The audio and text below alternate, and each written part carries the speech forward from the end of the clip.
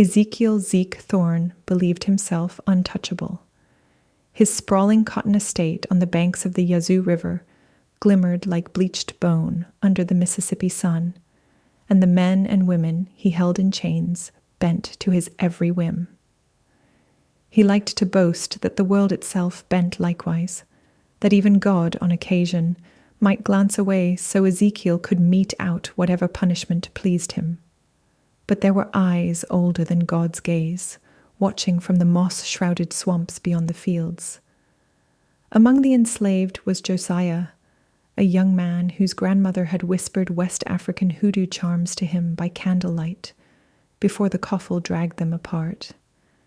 Josiah carried those fragments like embers, fanning them each night while Ezekiel slept off bourbon and cruelty. One moonless evening, when cicadas shrilled like distant drums, Ezekiel ordered Josiah lashed for dropping a bale. The overseer's whip bit deep, and Ezekiel smiled. Blood beaded on Josiah's back, but in each crimson drop Josiah heard his grandmother's voice. Blood speaks. Let it call. That night Josiah limped to the riverbank, gathered clay, black salt stolen from the kitchen, and a lock of Ezekiel's silver hair clipped while the master snored. He mixed them with his own blood beneath a cypress hung with bottle charms.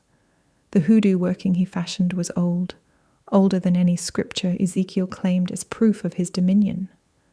Josiah buried the charm in the churned earth of the whipping post, then whispered, "Let the lash taste its maker."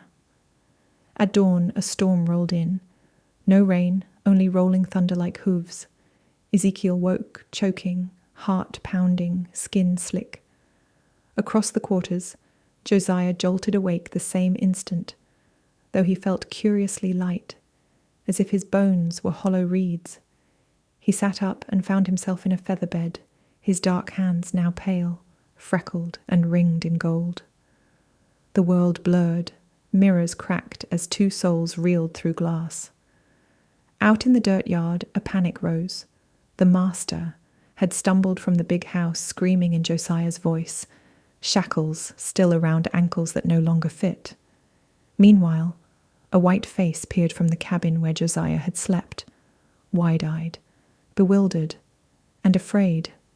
The swap was complete. Ezekiel Thorne, once lord of the land, now wore the body he had whipped raw the night before. Josiah inhabited the flesh of his oppressor, muscles gone soft, but fingers now free of callus. Confusion gave way to horror.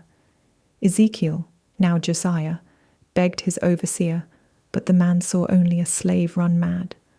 Josiah, now Master Thorne, strode onto the porch and spoke with Ezekiel's practiced drawl.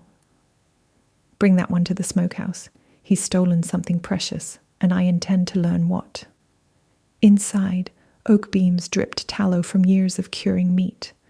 The overseer chained the trembling slave to a hook. Josiah dismissed the man with a casual wave, then barred the door.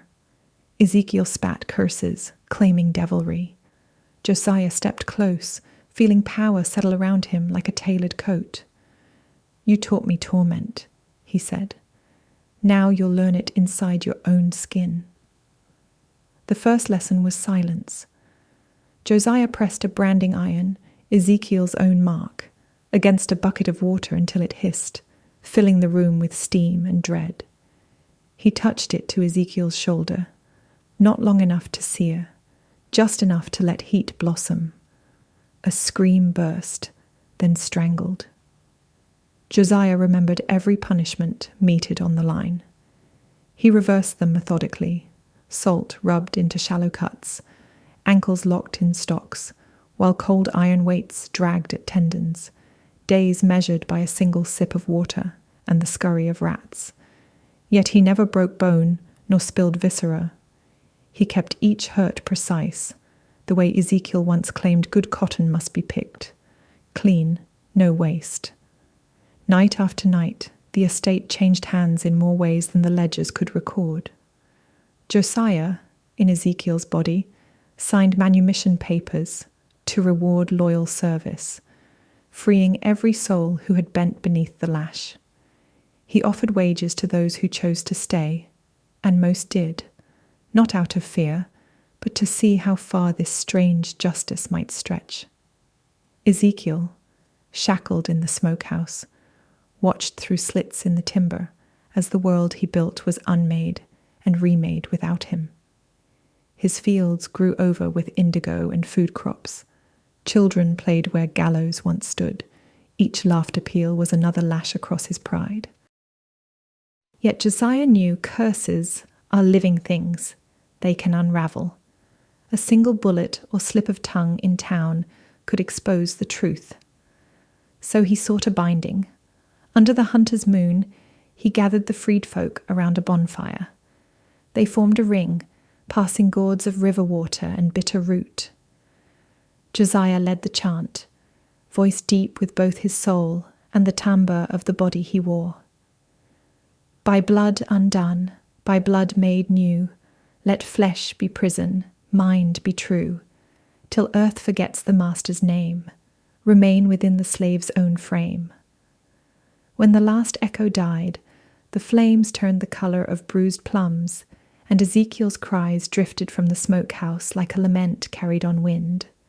Josiah converted Ezekiel's prized rose garden into a place of reversals. Where roses once bled crimson, he planted thorny cotton stalks, uprooted from the fields. He made Ezekiel tend them daily, barefoot, wrists bound. If Ezekiel faltered, Josiah ordered him to recite the names of every person he had sold south. Ezekiel's voice broke long before the list ended. Still, Josiah's vengeance remained measured. No dogs were set loose, no bones shattered. He denied Ezekiel the mercy of death, choosing instead the slow erosion of identity.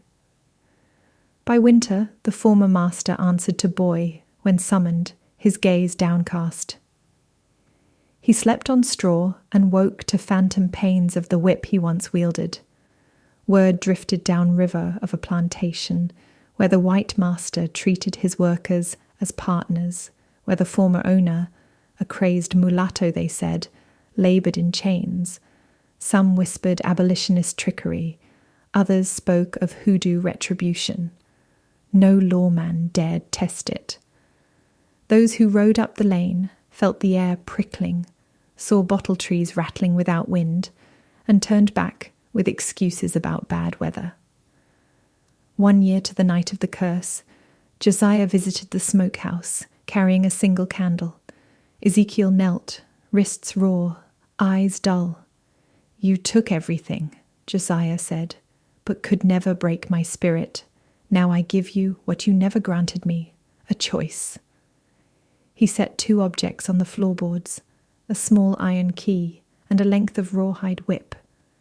"Take the key, and I'll send you north with coin enough to start anew. Or take the whip, and you may strike me once, only once, and perhaps feel like the man you were." Ezekiel's fingers twitched toward the key, then the whip. Hatred warred with hunger for freedom. At last, he snatched the whip and lurched to his feet. Josiah did not flinch. The lash whistled and cracked across Ezekiel's own pale back, because the curse had twisted perception as well as flesh. What he struck was himself. Pain blossomed. Blood seeped through the cotton shirt Josiah wore. Ezekiel stared, realizing too late that every hurt he tried to give would return tenfold. He collapsed, sobbing. Josiah lifted the key, unlocked the shackles, and led him outside. The night air was sharp with pine and frost. "Walk," Josiah commanded. Ezekiel stumbled down the lane, past quarters now lit with laughter, past fields resting under winter stars. No hounds followed, no gunshots barked, only the echo of his own footsteps and the knowledge that every mile would carry the weight of what he'd been. Some say he wandered until madness swallowed him whole, muttering sermons to crows. Others claim the swamp took him, moss closing over his head like a burial shroud. Under Josiah's stewardship, Thorn Estate became Jubilee Farm. Freedmen owned parcels, profits were shared, and children learned letters beneath the shade of the live oak where auction blocks once stood. At sunset, Josiah often walked the rows, feeling the strange body grow older yet lighter, as if Ezekiel's sins were ashes lifting on the breeze. Sometimes he paused by the cypress where he had buried the first charm. The earth there remained dark, fertile, and still faintly warm. As though it remembered the blood that taught it to listen, Josiah would touch the soil and whisper, not a curse this time, but a blessing. May those who sow pain reap justice, and may those who suffer rise.